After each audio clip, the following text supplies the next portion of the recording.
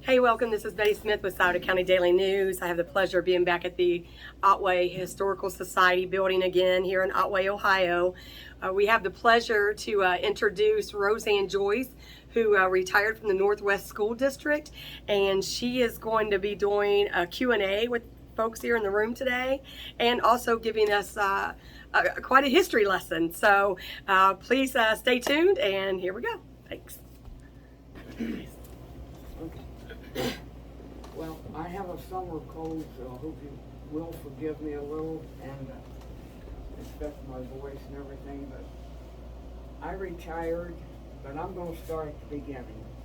I started and went to a one-room school, and I'm the only one here who did. I guarantee that. And the first year, there were 5 of us who started. Jake Miller, John Miller and Don Gilkey were in the 8th grade, and they were as ornery as sin. And we were all together. Get this. Just imagine how much we learned and didn't learn. There's no 2nd grade. There was no 5th grade. So Edna Brown had the 1st grade, the 3rd grade, the 4th grade, the 6th and 7th and 8th. In Pleasant Hill Schoolhouse across from the Baptist Church. Frasers lived there. Now, and so there were 5 of us who started the day after Labor Day. By Christmas, there was 1 left, and you guess who that was? It was I. I went with 2 older brothers, Bill and Bernard, and they were terrific kids. We lost Bernard at 11 to a disease that just took this country in the 30s. It destroyed the heart, and my parents had no more idea he was going to die than anything. I'll never forget the morning. And he had been the doctor, and the doctors, the children that maybe were in town, we also had a cousin who had it. He was 11, and he saw Dr. Micklethwait. Dr. Micklethwait was the best children's doctor that was ever in this county, and I think everyone knew it. And Dr. Micklethwait told them, if Paul lives to be 18, you thank God every day. Paul was in his 23rd year of law school. His father was a lawyer at the University of Cincinnati. When he come home with Christmas, that was the end. He didn't go back. He died in July. And then I'll give you another little side note. I hope you're not recording this, but this is going to be an off-of-the-wall type of thing. The day of his funeral, he had a twin brother and sister. That was the 3 of them. John was at Anzio in Italy. They had a telegram delivered while they were eating after the funeral that he was missing in action. Their only other son. Now, we didn't go to that funeral, the children, the adults pretty much. We were maybe at the visitation.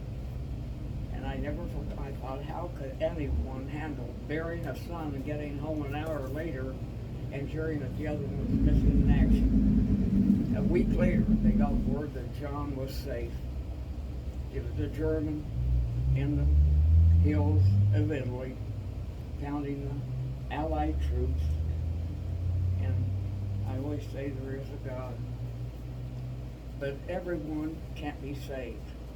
But anyway, we went on to school, and the parents started pulling these little ones out. We walked a mile and a half, the farthest of anyone in my class.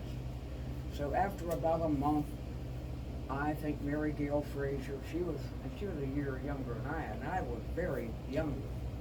I was 5 in February, and here I am going to school and walking a mile and a half the whole winter. And by Christmas, another 1 or 2 left, and then after that, the 4th. So here I am, the only student in in the first grade, because he put me kind of back in the corner and kind of ignored me, I think. And so when she would have class for the third grade, I just marched up and sat with them. I'm sure she didn't care, I didn't bother them, but I kind of learned some things. I kind of learned to write and do some things, and I felt that I was pretty much ignored. And my mother and father, it was a time when parents did not go in and say, what's going on? You know that. The parents turned everything over to the teachers and trusted them. And I'm sure she was a good person. She was in our general neighborhood. She worked. She'd go home in the evening and work for her parents who owned a farm. She'd milk cows for them. She'd work. She'd help anyone. So, you know, we all have our strengths and weaknesses, I guess. But we went ahead and finished that year. And so they said, we're going to build new schools. This is 1935. We're going to get them going by September of 1936. They built Morgan Township that year. They built Union School that year. And you look at the beautiful stone. And they built McDermott High School. I eventually could have gone there, but our people from Otway, we graduated here. But I had the pleasure of teaching there 5 years.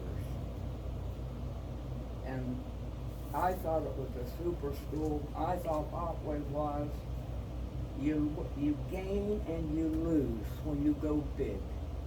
You do both.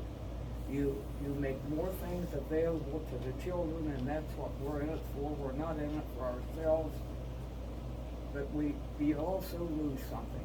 You lose the closeness that you had with the parents. You lose the closeness with the kids.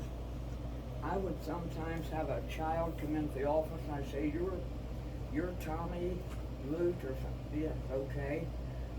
Tom, now you don't have any brothers or sisters here. Miss Joyce, I've got 1 or 2, and then I had 500 students part of the time. A lot of the time I was by myself those last 6-7 years. I had a little help from Susan Rawson. She got 1 period to help me. But we had a lot of students. Every other school in the county had 2 full-time counselors. We didn't. I didn't demand it. I'd like to have had a half-time, and I did have part-time, and she was good. I could just go on and on and on about how important it is to have good teachers in the early grades. I always thought it was. I think your strongest teachers should be in the first grade, even into kindergarten. I think it's important. But that first grade needs to be strong. That second grade needs to be strong.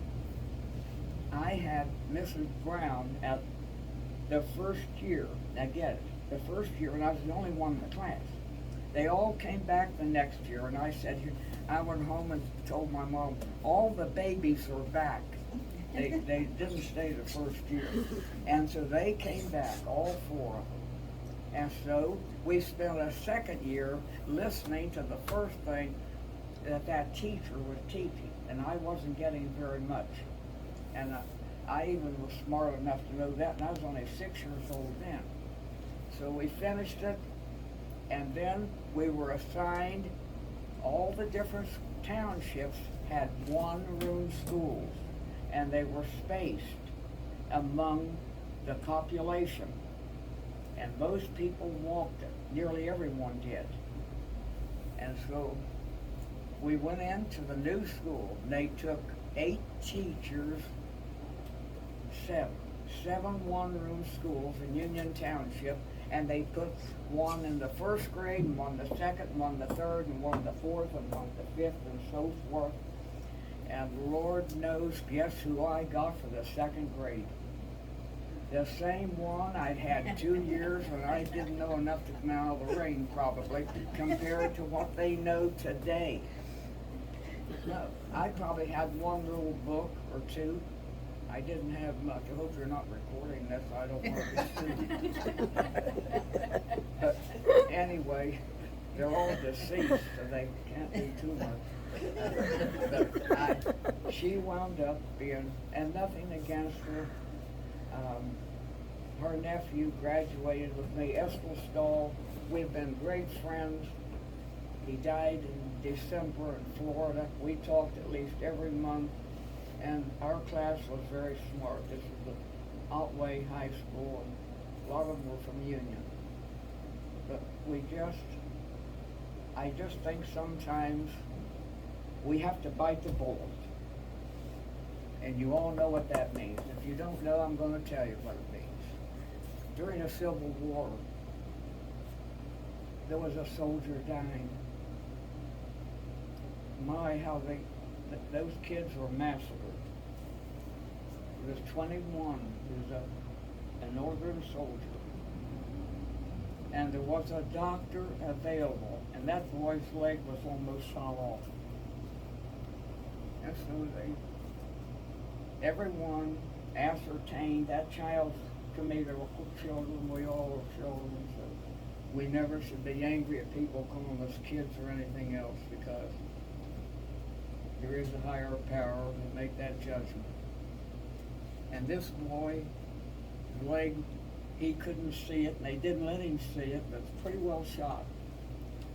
And so they got the doctor, and he said, I don't know how I'm going to do this. There is no anesthetic at all, none. And the boy said, you know something, he's a young man, he wasn't a boy. He said, Doc, take it off, I want to live. Take the leg off, I can stand it. And the doctor knew that he had no idea the pain that he was going to suffer. So the doctor took a bullet out of his pocket and he said, take this, put it in your mouth, and you just keep it between your teeth back here. And he said, okay, I'll do that. And he said, when I tell you to bite the bullet, and it's really not bite down, as you hear it says, you can only bite one way. When I say bite the bullet, you bite that bullet and you will hold tight, if you will, and you won't feel a thing. He did, and that kid gave every last energy he had to bite that bullet, and that's all he thought about. He wasn't thinking about that knee, that leg. All he was thinking about was pleasing that man and extending his life. At the end, he said, is it okay, Doc? Doctor knew it was a matter of minutes or an hour. He died in less than an hour. But he died thinking he was going on. He died thinking he still had the bullet. The doctor said, you just hold that, it'll help you. And he knew the kid was different. So I sometimes think we have to bite the bullet in life. We have to do it with our kids, and they have to maintain that. They have to understand that there's a reason. There's things done that alleviates the pain. It's not what you get in the drugstore all the time. It's just not. I don't know how to explain it, but you've all been through it with your parents and grandparents. As they get older, things happen. They happen to little ones too. But anyway, I'm just going from one side to another here. So I went ahead through the second grade, went to Union, finished their 8th grade. Mr. Ivers from Otway was the principal at Union. He was a terrific principal. In the same building, we went in it in 1936, and that building is well maintained. I hear even now it's owned, I think, by the township, I'm not sure. And Morgan Township's building, I don't think it's as pretty as Union with stone.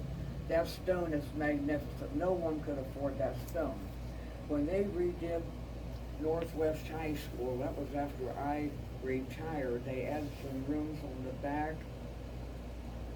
I understand that they inquired about getting that stone that was in Northwest and in Union Township's building, and it was just prohibitive. There was no chance that they were going to be able to carry on with that. They couldn't afford it. So if you go in the back of the Northwest building that some of you attended, you will see it's not the same beautiful stone that's in front. They tell me the price went up 5 times from what it had been. That is just off. And look at Union. I think the McDermott building, some of the stone is in my neighborhood.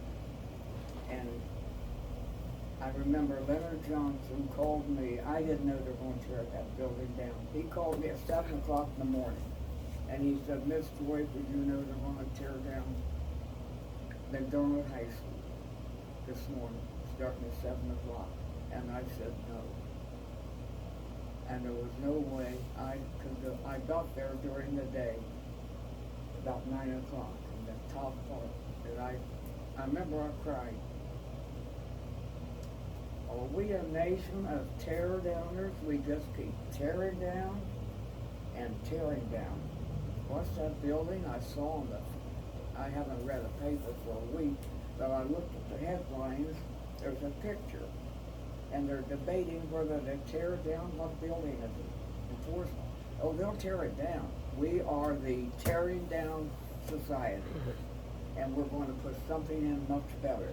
And usually the area stays vacant for a good while. Cincinnati has done a lot of that. That's one of the finest cities in America. They have a lot of industry, they have a lot of old buildings that have been there, and they are starting to realize what they've done. Cleveland has done the same thing. So I hope we are past the stage in life of destroying. I hope your homes and your home places. My home was built in 1920. It's 100 years old. I was born in that house in 1929. All 4 of us were. Dr. Gordon was the doctor. Bill and I were born before the doctor got there, but people in those days, they knew my mother always had a lady with her to stay for a month because we didn't have a phone. You couldn't get a phone out that far.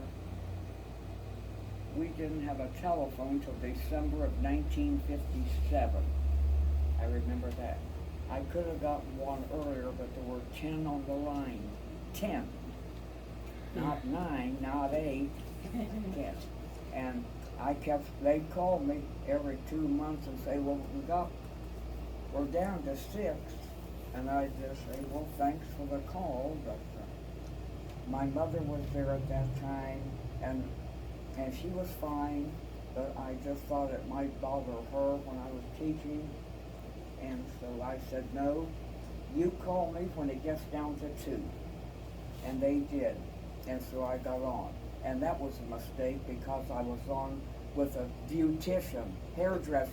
Yeah. But I had to bite the bullet, and I just said, it won't be long, and it was probably 6 months, and they put us all on private lines. So maybe some of you grew up in homes where you shared a ring. Did anyone here ever have the phone in the house where your ring was 1, and theirs was 2, and theirs was 3, and theirs was 4? Okay. You had to listen, and they'd yell. The mother would say, now listen to see whether that's our ring or not. And then the child would come in and say, I think so. Of course it wasn't. And Mom would go to answer, and it would be someone she never heard of, and then she'd have to apologize. It just, but life goes on. We have to bite the bullet. Yeah, but And- back in, Roseanne, you gotta listen to everybody. Yeah. When you had 5 or 6 people on the line, You're gonna listen, you knew everything going on. Have some of It you, matter who's drinking, like you listen. have some of you been in homes that had 5 and 6 on a line? Anyone? Oh, you have? Yep. How many rings did you get? I don't remember all I of them. wonder how they did it. I just, what, I always pick it up to see if oh, it was busy, and the lady on the other end say, the line is busy. I, You didn't know how it was busy too. you know, and we just didn't have it, but if we did, we'd have been like everyone else. We would have been thankful we had a phone, and we would have kept our mouth shut, probably. Because we wouldn't want them to turn the phone off on us. Would we? Anyway, It beat a tin can and a string. when we got one in '57, we were on it, I think 2 months with another party, and it was not a beautician, and it was fine, those people were never home, and it was fine. But then they called us one day and said, your line is now private, and that was it, and life goes on. So now we're in the union, now I went to Otway, I'll tell you why I went to Otway and not McDermott. We're 2.5 miles from McDermott, about 6 from Otway or 5, but we could ride the elementary bus that we always rode to Union School, and Pat Hacker, God rest his soul, he drove the high school bus. He had an elementary bus that he drove, I think, from Chick Ridge or one of that area. He brought them in, and the other drivers brought theirs in, and they went home. But Pat, he sat there and waited for all the elementary buses to come in, and we high schoolers got on the Otway bus. We'd have 15, 17, 18, 19 that went up here. And in our 8th grade at Union, out of probably 25 students, probably 18 of them went to Otway, or 17, and the rest went to McDermott. But it didn't make much difference. Like I said, we had to make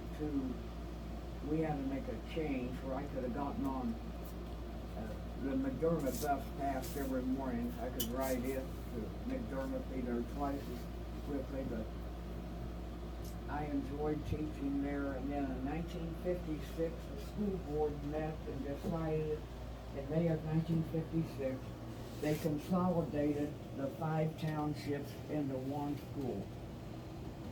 Reardon Township, Brush Creek Township, Union Township, Rush Township, Morgan Township. And it was 100% agreement. Morgan and Union never had a high school. Morgan, even when Northwest started, we still had some problems. Valley Township owned part of that area, and Northwest owned part of that area, and they did not want to send 2 buses at Union, would be a Northwest district then, no more Union or Morgan. And some of them, it just created a problem. And I remember I had the seniors at McDermott, the senior homeroom, the last 3 years at least when I was down there. And I remember these 2 seniors came into my homeroom, a boy and a girl. Boy, they were nice kids, from Morgan. And I thought, I checked with the teacher across, Ruth Taylor, Frank Taylor. Jeep was principal at Otway. They were great friends of mine, both gone now. And Ruth said, how many did you get from Morgan? And I said 2. And I said, how many did you get? And she said 11. And I'll tell you, they were the best looking, cutest, and Omri of Sin bunch that you ever saw. Not the mean type, not the ones that pulled tricks. Just, there was Dean McClay, and oh good Lord, who else was there? I used to, Rufus Tackett. All their kids went to Northwest. Really a good group. And they were juniors, so I didn't get them until the next year. But Ruth had settled them down pretty well. And the seniors had the choice of staying at McDermott or returning to Valley. Now these kids all lived on this side of the river, not on the Valley side. Every one of them. And so they came to me. Paul Gregory, there wasn't a better kid ever lived than Paul Gregory, was the best baseball catcher in the county. And Valley did not want to lose him. We had a fall baseball season then. I doubt that anyone remembers that. We did not have football in these schools. They had a baseball program in the spring and one in the fall. Paul Gregory was best catcher. There was no doubt. And we knew Arch Justice was at McDermott. And Arch wanted him to stay. And Dave Leitenheimer, maybe he had come in that year. The Valley, you know, they got to the father and the mother, and they said, Paul came up and talked to me, and he, you know, in the morning in homeroom, and he said, Miss Joyce, this is my last day here. I wanted to tell you, and I hadn't been prepared. And I said, why? He said my dad even went with, you know, he was going to be all county, and they thought maybe he wasn't at McDermott, and probably it was the right thing to do. But he said, I have to leave. I'm going to stay today and turn my books in 1 week. And he wanted to stay. But sports wins out. So Paul went out and he went back to Valley. I never knew a better kid. And I run into these kids occasionally, and there was a little girl in that class, and she stayed with us. And she was a fine girl. They sent good kids, not any better than ours. But that, we consolidated. And then the school boards had to work out who was going to Valley from that area up 104, and there was arguments, and the parents didn't want the kids going here and there, and I don't know how it was settled. But I know the McClays and Rufus Tackett all lived up there, and one boy lived up there, and I felt sorry for him because I had one like this before. Mother had passed away. Father got up at 5 o'clock in the morning, went to work on the railroad, and he'd wake the boy at 5 o'clock. You know, you get up and get on that bus. Well, you know how much some of those kids, they go back to sleep. And then I had to deal with that. And, it worked out in this case, because the father finally said, I'm wanting him at Northwest instead of Valley. So school goes on, and then I finally retired. Next year will be 40 years since I retired. I retired in 1982. I always knew I'd be the last one there that opened that building. I just know. And I was the last one that was there the first day that the Northwest opened, September of 1958. The last 2 years, I was kind of by myself. Mary Walmsley left in 80. She was probably the best commercial teacher in the county. They had three. Medford had a good, I think Webster or Green. But a good commercial teacher is worth a lot to a school system. They do a lot of the work for the classes, and so I left in 82, and I've never been sorry. I was going to stay one more year. That was 31 years. I planned to go 32. My brother got cancer, and I could handle a good bit of the equipment on the farm, and I thought I could help him if I left a year early. But it wasn't to be.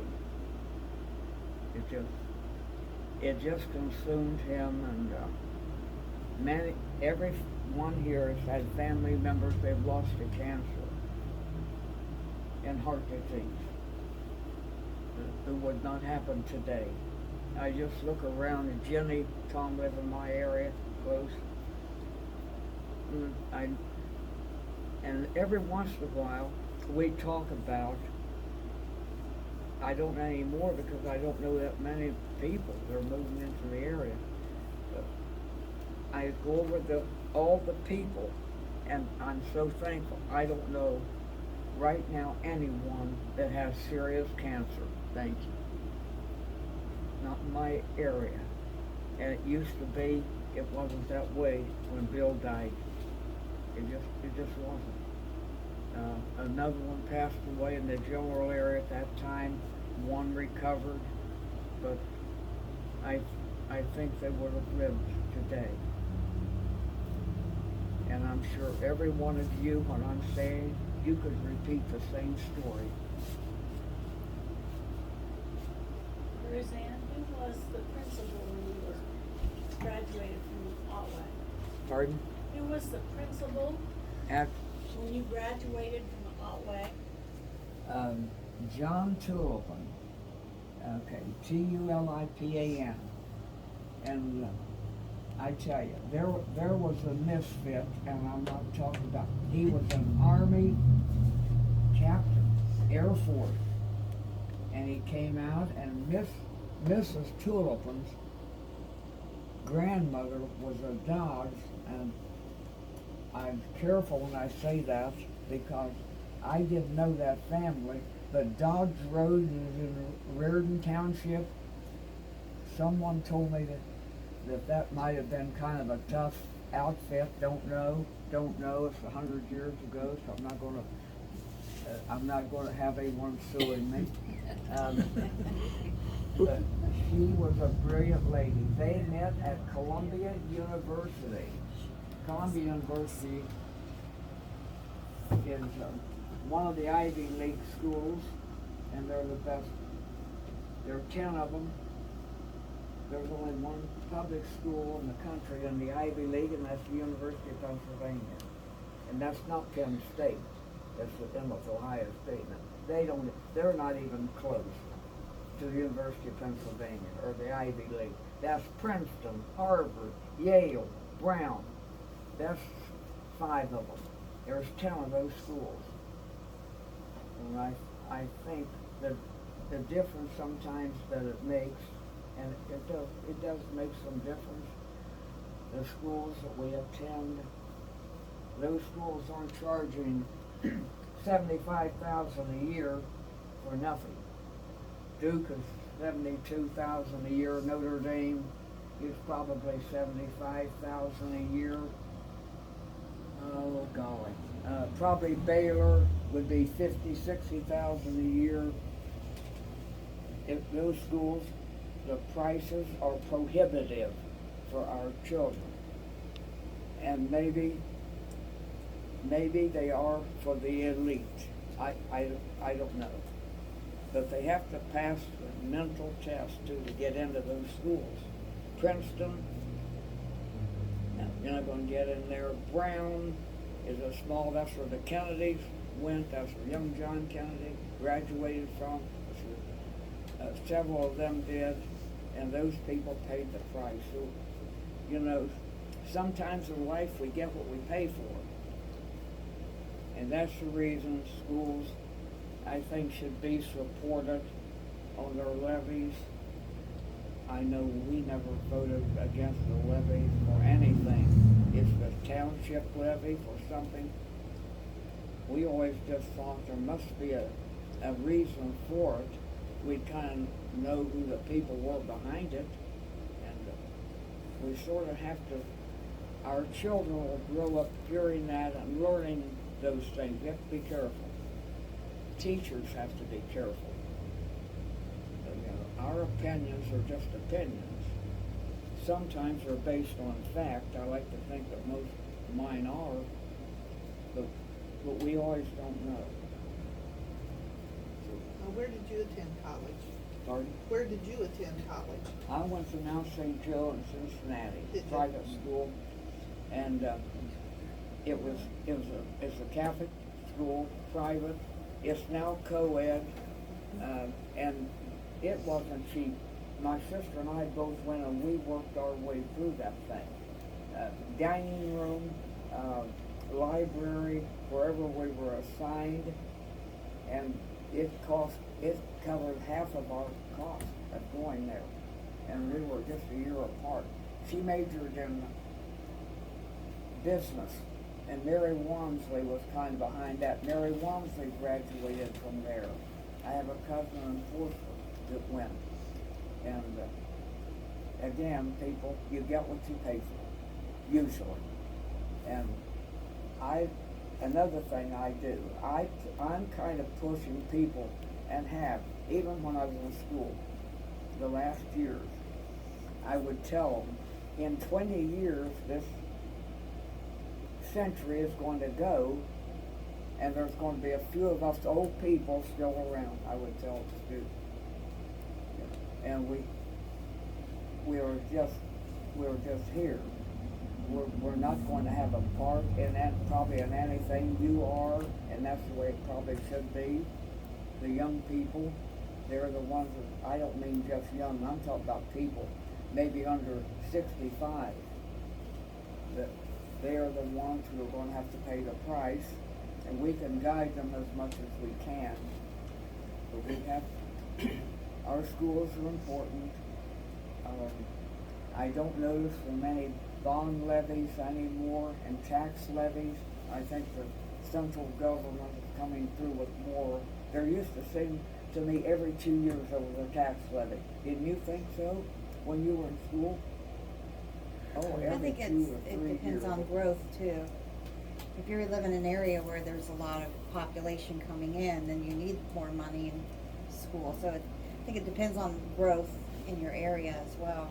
Okay. Because I know when we lived in Pickerington, I'm from the Columbus area, people were just moving to that area, and every year we were passing an operating levy or, you know, a school tax levy, and it slowed down because we're full now. That's You know, right. That's yeah. right. You know, you're talking about attending school.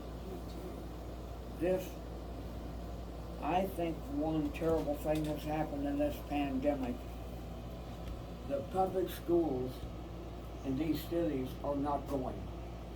They have signed contracts, and the superintendent, well, they're not going to school in Dayton, Cincinnati, Cleveland. Well, we're not going. Why would we want to go to school? We might get that, and we pass it along to our children. And the private schools have not missed one day. Explain. Private schools have not missed a day. Now, if they might have missed one day to make a decision, and then they were back. And they've gone all the time, and their attendance has been excellent. These teacher unions are running the systems. They are saying, we are not going back. We are scared to death. We're scared for our children. Look, we could go out across that road and get killed in the next hour the way I see that traffic going back and forth. Someone's going too fast. If we worried about that, I don't hear anyone running campaigns to slow this traffic down. And I don't know that we even could. if we Right. wanted to. But anyway, I thought it was the wrong thing. The unions voted, I know, voted Cincinnati, Dayton. Oh, Dayton schools, that used to be one of the most. Dayton is the gym city of Ohio. I asked that, and I taught that to my kid. Cincinnati is the Queen City, Dayton is the gem city, that's G-E-M. It means stones. It means worth pearls and diamonds. It is the class city. Not anymore. AT&T left 20 years ago and took 10,000 people with them to New York. That would be families and all. Their population has dropped I got a lot of relatives in Dayton. Their population has dropped almost half in the last 25 years. Imagine, a city of that quality. The Wright brothers wouldn't believe it, would they, if they came back? And I think I hear it's coming back a little. I hope it does. But it's just, Roseanne, were you in high school when Otway burned in 1945? say that again. Were you in high school when Otway burned in 1945? I started high school up here, graduated in 1947. So you remember the fire? I didn't hear. You remember the fire? No, don't remember any of them. I remember the second one hit the elementary school. Right. Yes. That was 1945, right? Right. I was a sophomore. In 1916, it just about burned this town down. At that time, if I remember hearing what my mom said, it started on this side and it burned down this side. Is that right? It didn't cross the street, or it did? Across the street. It Okay. went back the other way. It started at Bloody Run and they stopped it. That's what I heard. And if I don't know, did it burn more than half of the town? I don't know what. Don't know how big the town was back then. I'm sure it was bigger than it is now. Okay. Well, anyway, in 1945, that's the time that I told someone that I don't know how they arranged the schedule, but I went to the Methodist church every day, third period, and taught third grade. Every day, till the end of the year, 6 weeks. And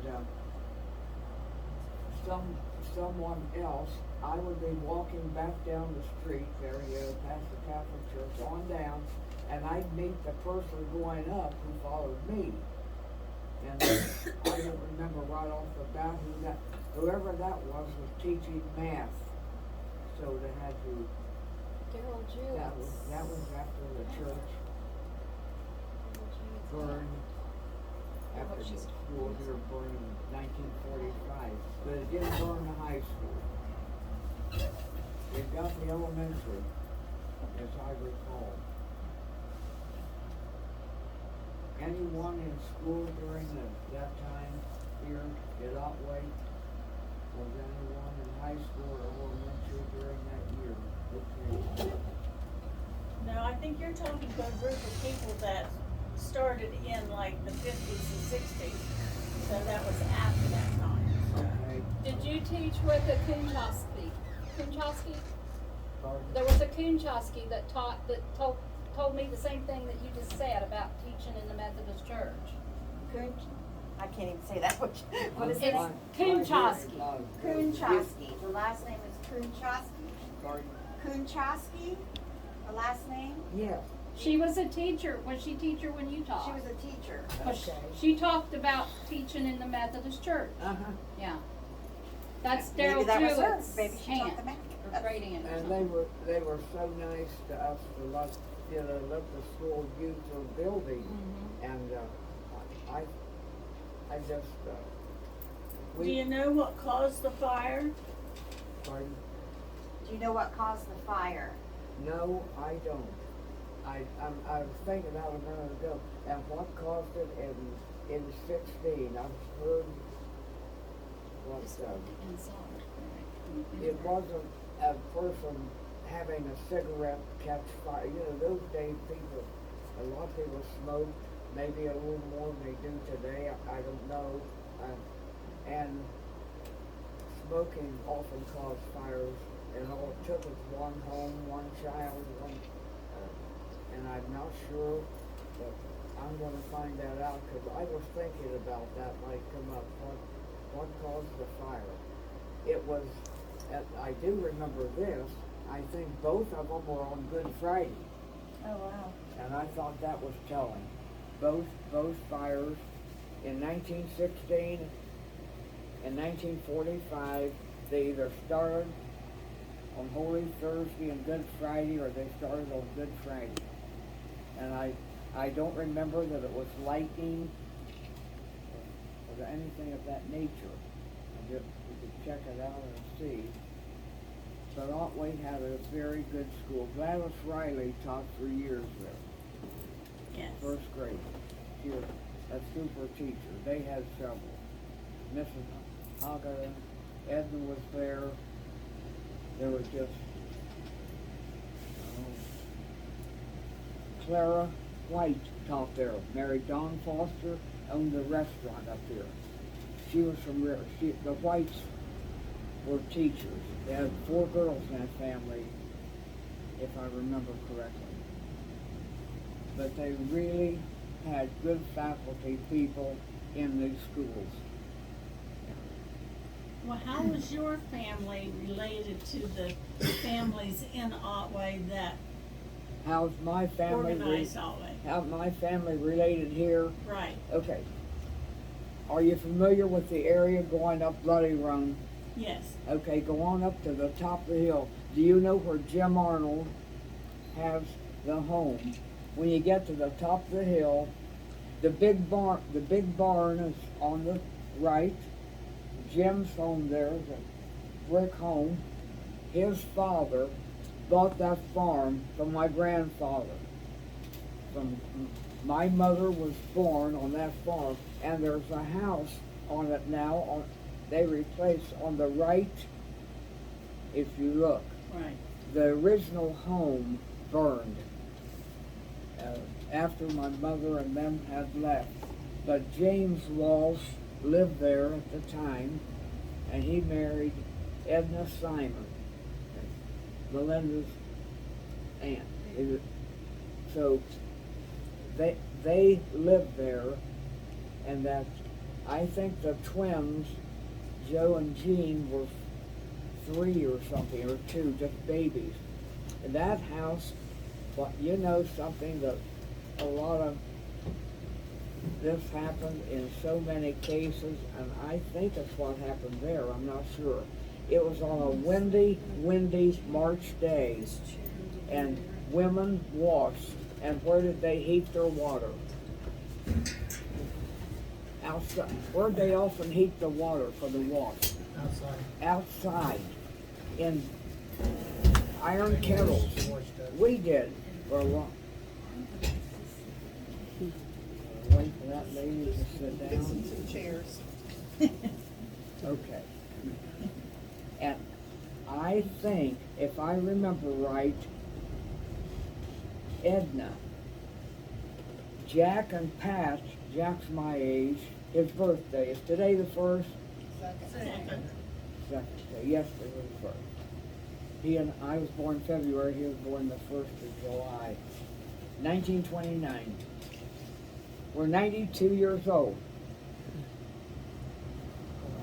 Yeah, I don't drive anymore. I could, and I do have my nice pickup. I practically gave my good car away, which is all right. It was to a Northwest kid, and I was going to donate it, and probably will do that with my good truck. How long ago was that? Because we saw you. Pardon? How long ago was it that you got rid of your car? Because we saw you Just recently. in the fall. I think we saw you at Dairy Queen or somewhere. You went It- there through Dairy Queen. It was probably October. Jeff Powell. Jeff worked for Morgan, or for McLaughlin, or he lived in Morgan, and Leonard Johnson, God bless him. I'll tell you, there's no one better than Linda. He called me one day and he said, I'm not busy right now.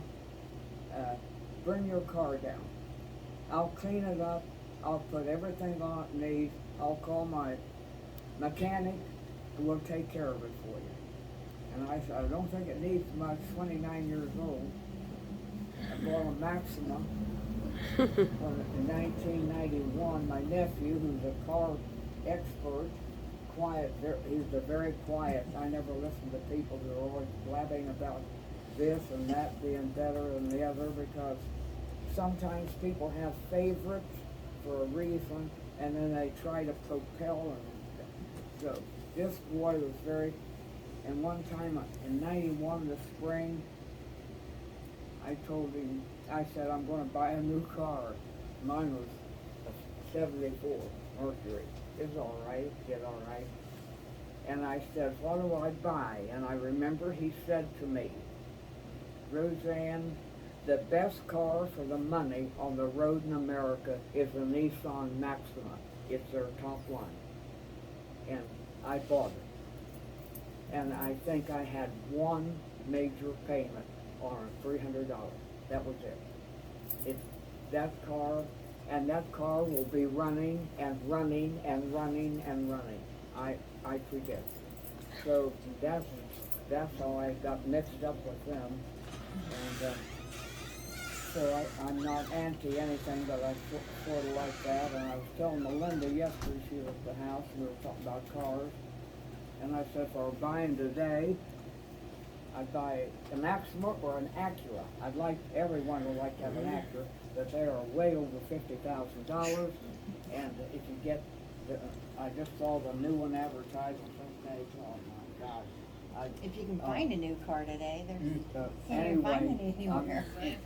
I don't need to be on the road, and I've said several times, if you think about this as you gain years, if you're on the road and you're 70-something, or maybe today when they look at 70s as young people, you're 80 years old, 82, and you're going to drive to such and such, and you have a little fender bender. Didn't hurt anything, it didn't hurt anyone, and guess whose fault it is? Yours. Guess whose fault? Is it the 82-year-old? It's mine, because I'm over 80, get me? No. And you're 62, and you're 54, and you're 44, they definitely Don't you are not. wish? I'm 74. I want to make you feel good. I know. You make me feel good too, so. But, you know, I could, this one too. Yeah. He was my neighbor. But the thing is, the state patrol and the government wants the old people off of the road. They would not admit to that a bit more than anything. But, and maybe they're right. I'm not saying I'm more they're afraid right of the or young wrong. people driving like this. So I kind of think when people hit a certain age, and there's some, I still have my faculties with me, and I hope I do, but I know that I'm not as quick as I was 10 years ago to react to something. I don't know that, but I'm told that, and I read that, and so I trust them. I trust the experts, and I don't think I really have any business. Still have my pickup. I drive it to the mailbox once in a while or something, and I don't do much with it, but, I can agree and disagree with you. I've taught driver's ed for 28 years, so we'll see. And I've taught from the ages of 15 to 80 probably. I don't know. I just wonder if sometime they'll put a maximum on people with licenses, not because they're a bunch of crazies. No, not that. It's just that reactions go. The body changes, the mind changes, and so anyway, but I do keep up my insurance and license through this year. If I had to drive it in an emergency, I think I could, I wouldn't have any problem with that. But You still got your landline? have what? You still got your landline, your Yes. phone? Your what? Your landline, the phone? Yeah, landline? yeah. Okay. I still have it, and they're the worst company She in the lives in world. an awful area where she can't get cell service. I never complained about phone lines, but we got the worst company. Do you people have Frontier? Yeah. It'd be a good place to And I start hope you are from. recording this because they're awful. I get all the texts every time she's out of service, Yeah, I and can't get cell phone service. Do all of you have cell phones? Can you get Wi-Fi through she Frontier? does have I Wi-Fi. probably could, yeah. Yeah. Here's a good question. They're all in communications, but they're poor at it. Yeah. What do you have, Johnny? We've got Frontier, of course, and there's a box right across the street, the road, and we've got our Wi-Fi through that, and it's pretty strong. And you're Okay. not that far down the road, so I didn't know. Well, So she who do can you get Wi-Fi in contact? her house, Okay. and, cause I can get on it in my phone, but I still, when I leave her home, go up the hill of Henley Deemer, and around the corner is Yeah. it just, I get not much.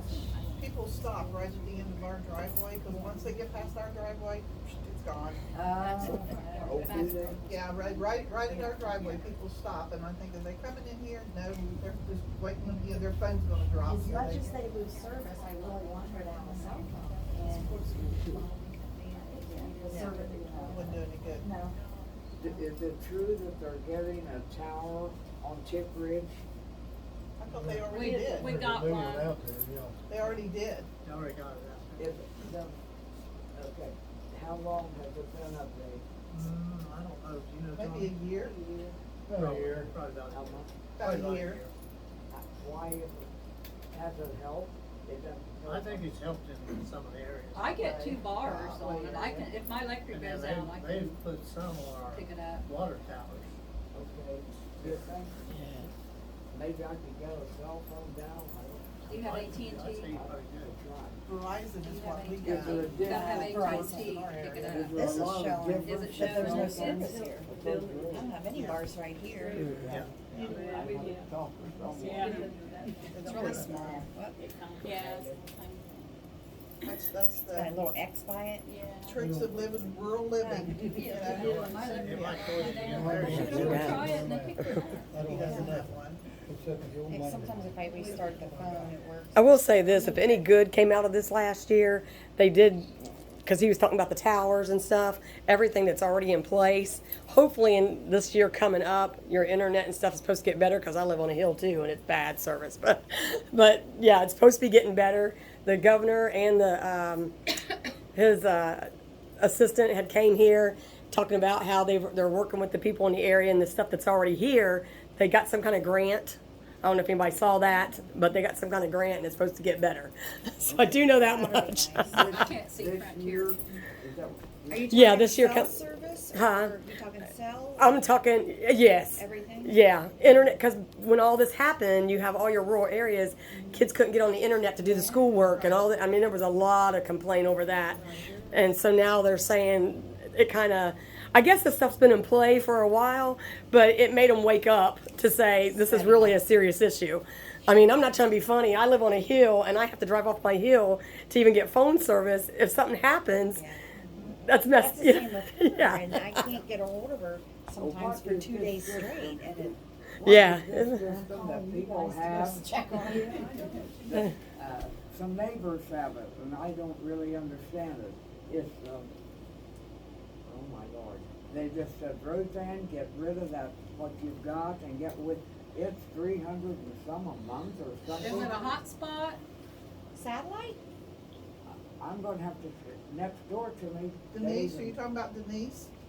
Pardon? Are you talking about Denise? Is that who you're talking about? No, No? I'm talking about, not Campbell. Oh, the Campbell. Campbells, okay. Yeah, they had to, they both work in their work, he works for the state and he, you know, mostly at the state forest and in the lakes and, you know, you see his truck with that police on the front, on the passenger and on the driver's side, all in gold letters that high.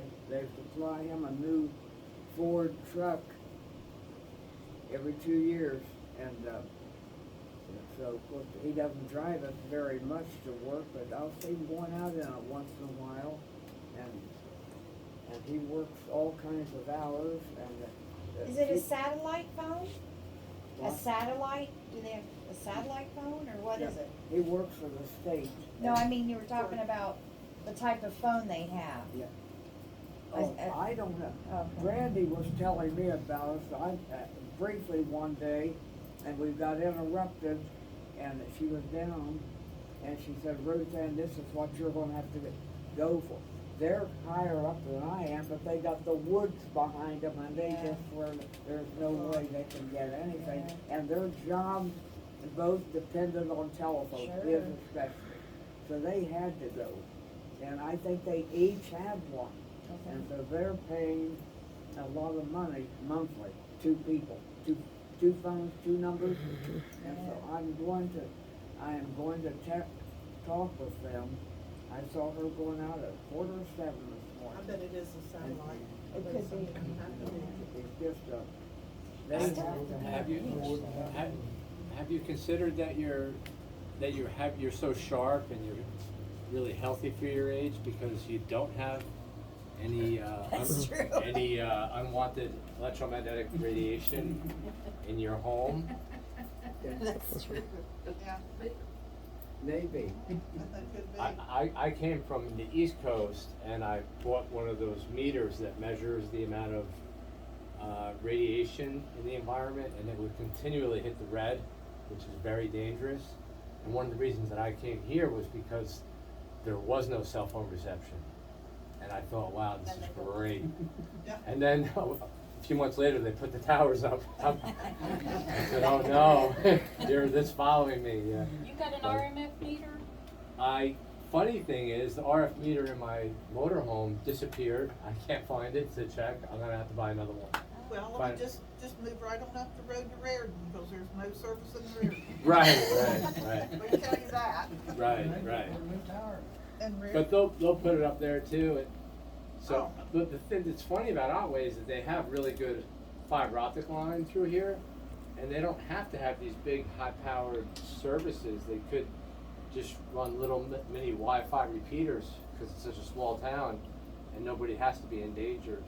And I just think that people need to get more educated about the negative effects and how to work around it, because there's no negative to fiber optic, and you have heavy fiber optic lines here, right down the street.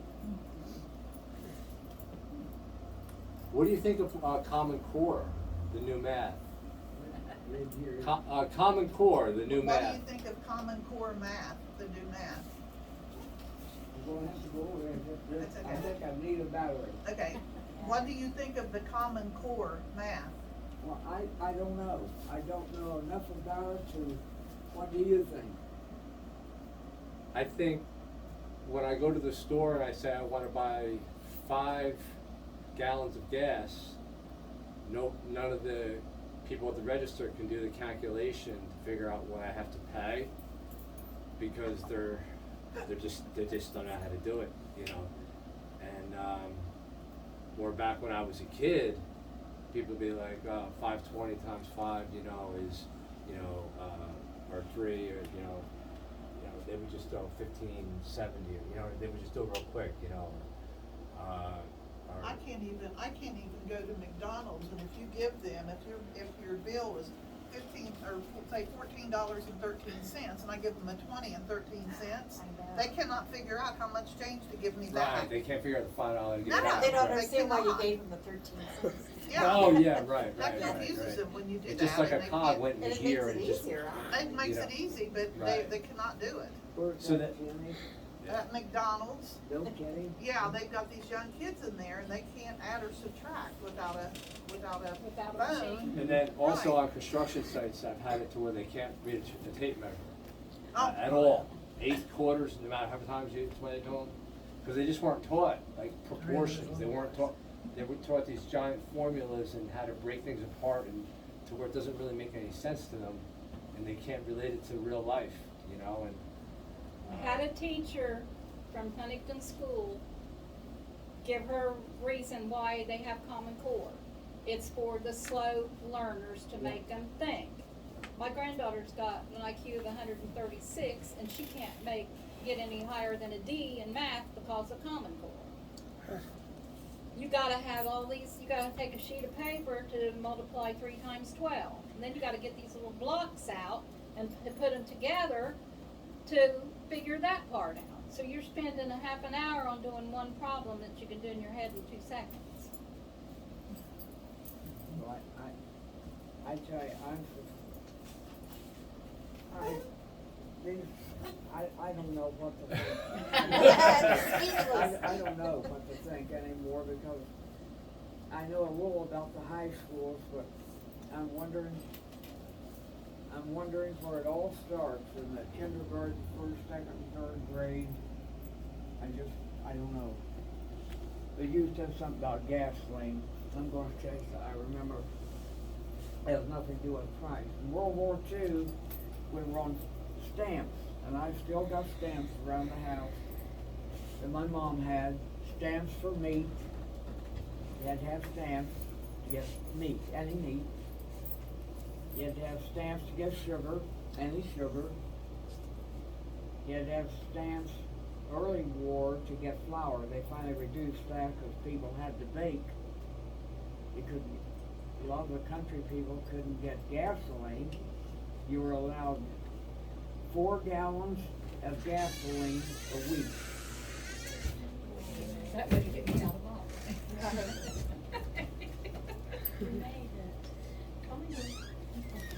I was gonna say, but I used to say at Northwest, the more they come, the worse they look, but I'm not going to, because those people might throw something at me. They've got something in their hands. I do have something in my hand. Does anyone want a bottle of water? We have water and cookies over here while we're listening to Roseanne. Okay, any of you? Good to see you. Good to see you too. It's really good to see them. They're all my kids. I didn't have kids, but all these kids are mine. I always claim all of them. I don't want to hear people criticizing, and they don't to me. They just don't. They better not, right? We just have to, we have to learn to bite the bullet. We have to learn to accept things as they are, and there's nothing perfect. And not very long ago, I heard someone say, if they don't do something about that kid's 3 years old. And I know he's as ornery as sin, but he's 3 years old. When he gets in school, he will listen, hopefully, and he will be all right. And he had parents that have good brains, and I think we're awfully tough on our little ones. I don't know that we're tough enough on an area that we all know, and this is just destroying our country. And I'm going to tell you a little story. I heard on the radio, Sam McKibben is a retired news director at WNXT in Portsmouth. And he retired at the end of the year. And 3 weeks ago, I don't always turn on noon news in Cincinnati. I listen to everything comes out of Cincinnati, in Portsmouth, because our weather comes from there. I've been following this weather for 2 days, and we're getting just what they had. But he went to a Kiwanis meeting, and all of you should know what the Kiwanis is, and if you don't, I will mention what they do. The Kiwanis is an American men's organization. It's been in Portsmouth, I'm going to say 100 years. It probably hasn't. There's nothing 100 years old anymore. But they've been there a long time. They meet monthly at a luncheon, and they've done that for many years. And when I was at Northwest, these companies in town knew that I would send kids. They called Northwest because I never failed to send 2 students. And I'd go to the teachers and say, the Kiwanis men want 2 young men to come. And ours are going to go, whether they know it or not. When I meet with them, I'm going to tell them, and you're going to be chosen, you're going for lunch, and you're going to get up and tell who you are. You're seniors, you've got to learn to handle this a little bit, and it's my duty to pass it on. I found out half the schools didn't even send kids. But that didn't bother me. They invited us, and we accepted graciously. And so this is the kind of organization they are. So our kids would come in, I would check with the history teacher and the math teacher and the English teacher to be sure we're getting the right ones. But we had so many good boys it really didn't make any difference. I tried to pass the honors around among other kids. Everyone needs a chance. It's not one student in the class. I don't like when I see the same person president every year. I say, we have some others here who are just as good. I think they need the experience too. So I sometimes would, Jenny, you probably were class president. Okay, and I remember that, and I remember it come across my board myself, and I said, yes, that we need a girl, we just need different people. And so these, they would, I'm going from two areas here. So we would send people, and they had a meeting about a month ago, the Kiwanis in Portsmouth, maybe 6 weeks ago. And they invited Sam McKibben to come and speak.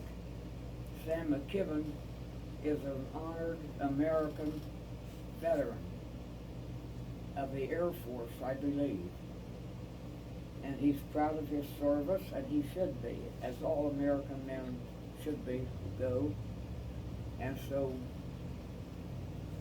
at the end of the meeting, he knew there were 43 young men from Scioto County, most from Portsmouth area, who were members of the Kiwanis. They buy glasses for children, that's what they do.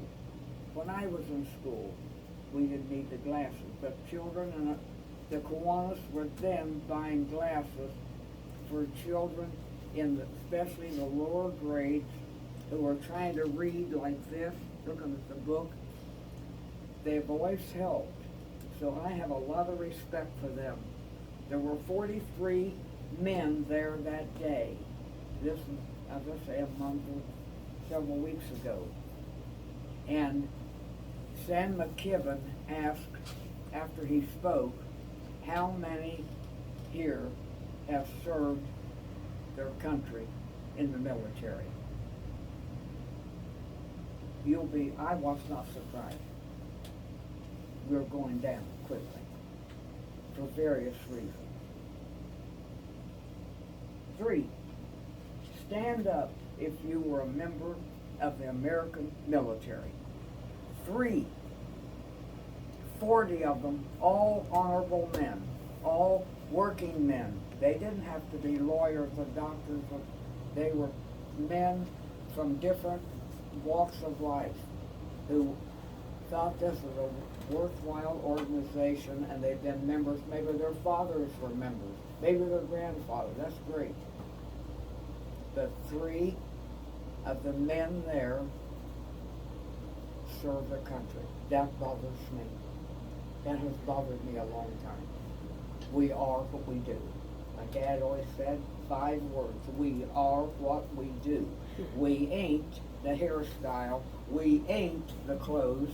We ain't the shoes on our feet. And we ain't where we travel every year for vacation. That does not define any of us. We're defined by what we do. And I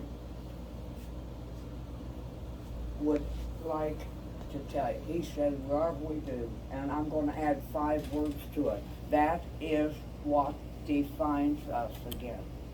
Those 10 words, I think, are important for children to know. And to grow up. We better change the scenery. The women are going to fight the next war. I'm not going to be here, and several of you are not. But the women, there will be a draft. The women will be drafted. The women will go, and the women will fight. Believe it or not. Wait and see.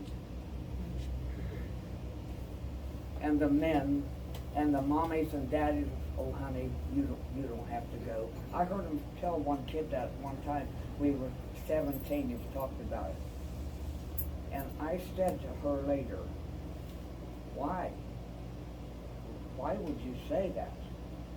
And she didn't have much of an answer for me. She probably figured I'd jump on her about it, and I wouldn't have, but I had never forgot her. And I said, does your husband feel the same way? And she said, yes.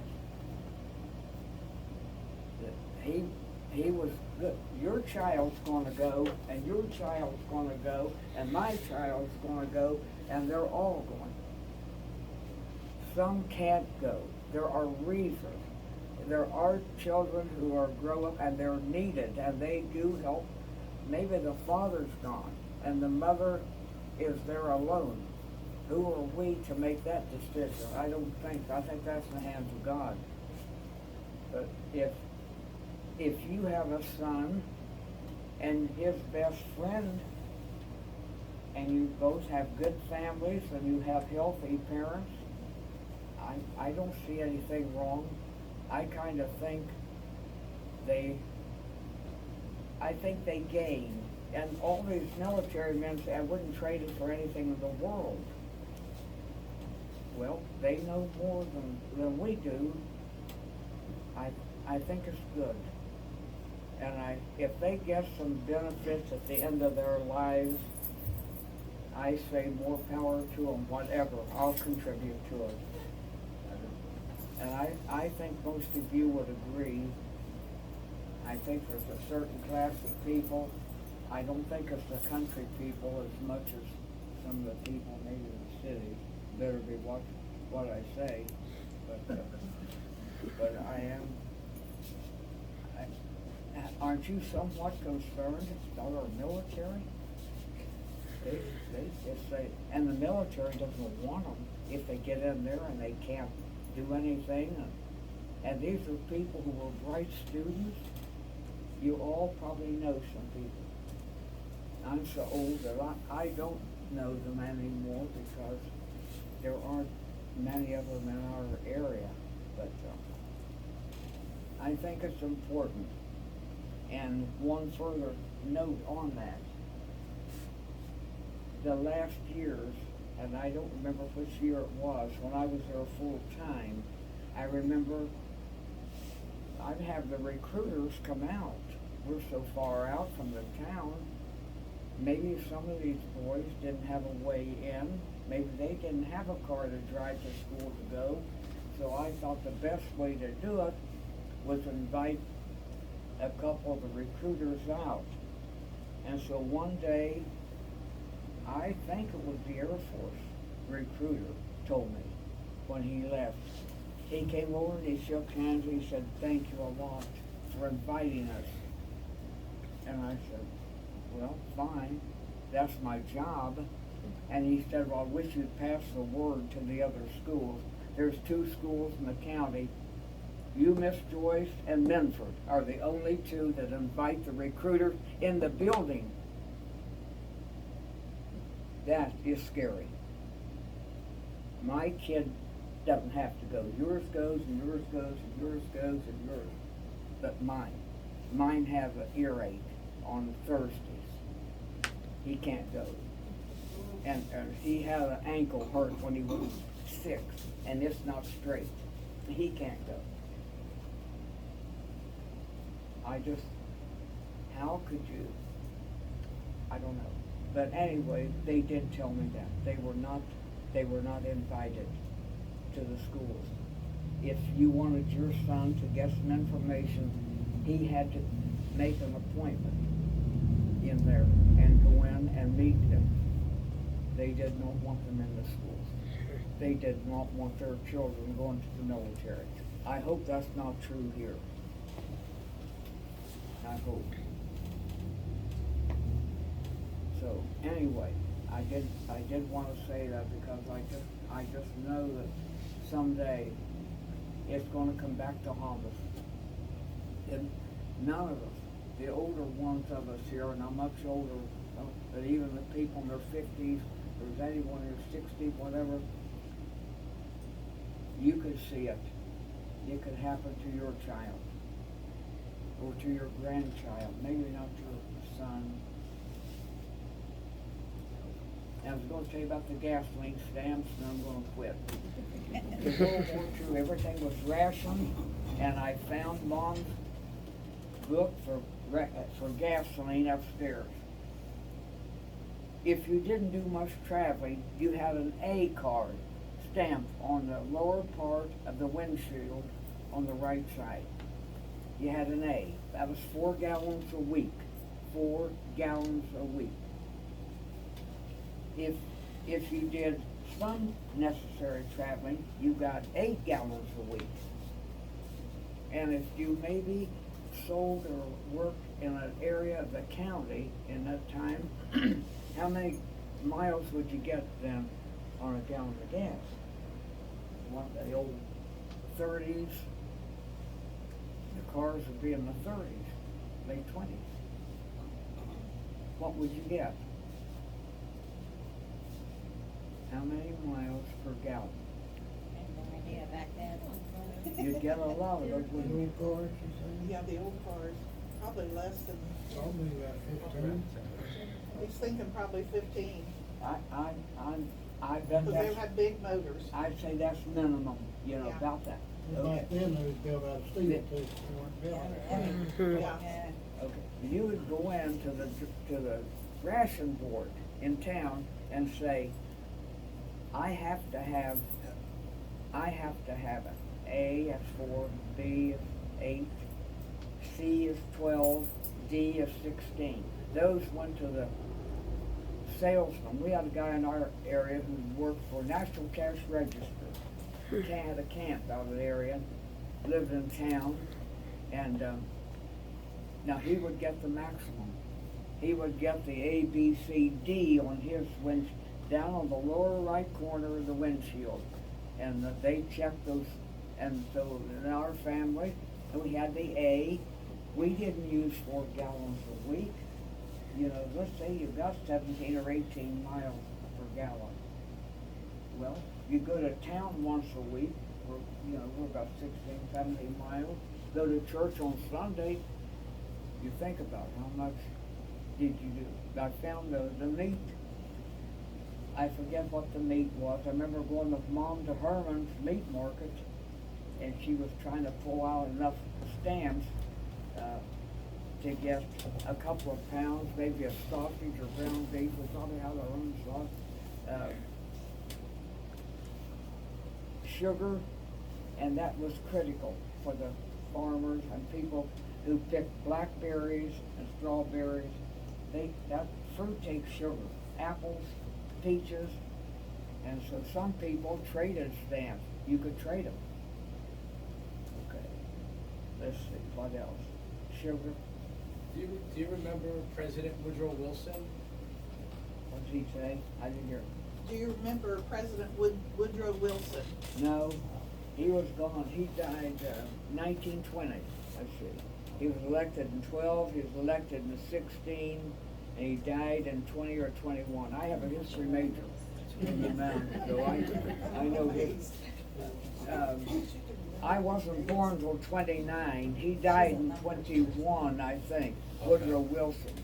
Woodrow Wilson didn't know he was alive the last term. He was like Reagan, and but Reagan was a smart man. But what I mean, what happened to Reagan was the Alzheimer's, and the Woodrow Wilson had a stroke or something the year after his second election in 1916. So 1917 till 1920, when Warren Harding, and he wasn't worth the price of a good bullet, was from northern Ohio. He's one of our 6 or 7 Ohio. He just was a disgrace to the human race. Don't know that. But Harding. Wilson enacted the Federal Reserve Act. Who? So Wilson enacted the Federal Reserve. He did, yeah. And I just view that as something that drastically changed the country in the wrong direction, and I He just was wonder what you brilliant- thought about that. He was a brilliant man, and he did well, but let me tell you what happened to him. The second year, I'm not saying that was a good thing. I'm saying the Federal Reserve was put in place, and then he actually made a statement that he unwittingly Yes. destroyed his country. That was his own words. okay, Wilson, you're talking about Wilson. Yes. Okay. Yes. Wilson came into the second term, and he was elected. You know what he was elected on? the motto while elected Woodrow Wilson for the second term. 6 words. He kept us out of war. World War I started in 1914. It started in Austria, an offshoot of Austria, when the king and queen were shot, that with the open scar from one of those small countries, and they'd been waiting for a reason to start World War I, and that's what started. The United States went into it we went in 1917. It ended in 1918 on November the 11th, Armistice Day. But before that, Wilson had a stroke, and his wife was as mean as a snake, and I shouldn't say that. Edith Wilson, she took over the presidency. I don't even remember who the vice president was. He had no more power than you or I. And she just ran the government. Her name, I think, was Edith Wilson. For 3 years, that man had nurses and doctor and lay in bed. He didn't know he was in the world. And so she just decided she wasn't turning it over to the vice president, which would happen today, because people would know. Where is he? Well, he's probably watching a ball game somewhere, and then the next week, where is he? Well, he's in Europe. Well, you could just do that so long. And so poor old Wilson, I think, lived through the whole thing, and then they elected Warren Harding in 1920, and he was the biggest disaster ever. And that bird was shot and killed on a train coming from California to Ohio. He was from Marion, Ohio. And they covered it. Boy, the Republicans covered that one beautifully. He died of a stroke on the train. So you're saying that you don't think He was shot. Wilson knew what he was doing when he signed over the Federal Reserve Act? Pardon? You don't think that Woodrow Wilson had his facilities when he signed over the United States banking to the Federal Reserve private bank? No, he probably did. It depends on the time. I don't know the exact date where he became incapable of handling the duties of president. I don't know the date for that. And I doubt that his wife would have gotten by with that, because everyone knew the situation there. Both parties knew. But anyway, Harding, poor old Harding, I think women was one of the problems, and there was something else, and he was a brilliant man. There wasn't anything wrong with him. And he was on a train coming home from California, and he mysteriously died. And some people said he shot himself, but others no, someone took care of him. The party was trying to get rid of the poor old soul, but they took Coolidge in as president, and he turned out to be a terrific president. He was a Republican president. We had both parties that had very good men, and we had some weak ones. And then I think it went to It went to Hoover after that. And he suffered because of depression that he didn't bring on. But FDR came in after that, and he was a brilliant man. I know. For 4 terms, didn't he? But anyway, people, the more things change, the more they stay the same. That is true. Put that in there. It's always been true. It always will be. Well, I'll tell you, I've taken your afternoon, and I've enjoyed it, and I've kind of hit helter-skelter, but it's kind of nice to renew acquaintances. I think your place is really nice here, and I know it required a lot of work, and I never was in this building. Was this the township building or the town? Township. What? Township. Township? voting, Voting right there. I was gonna say, it looks like there's been voting. Mm-hmm. okay. I remember my mom and dad coming up here and voting back in there. Wow. Was Thelma's house next door, Mrs. Lynn? It was there. Golly, I spent time there with her when she was sick. Fine lady. I hated to hear that. Have you got any idea when you and Simon are gonna get together?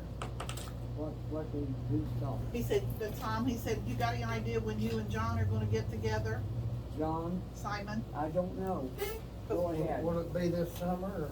Cause it's, You know, When's the Tom, Silver Festival? he's not, Is he still doing he's that? not very well. Did you know that? yeah. Jennings and all kinds of, so many things that he works. He does. Yeah, but Isn't it Parkinson's that John's got? That's what they tell me. Yeah, he's got Parkinson's. yeah, okay. How long has he had? Because she's talking about someone. Is that wrong? Oh, no, you're fine. No, I'm still taping. I'm going to go in here real quick. Sorry, Ann. Thank you so much. This is Betty Smith with Sauter County Daily News. I want to regroup on this. I'm here at the Otway Historical Society here in Otway, Ohio. And we had the opportunity today to speak with Roseanne Joyce, who was a retired teacher from the Northwest School District.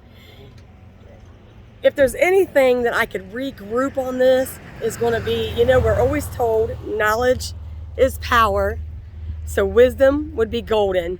With that being said, on behalf of everybody from Sauter County Daily News, progress inspires change, and please take a moment to watch this. There was a lot of good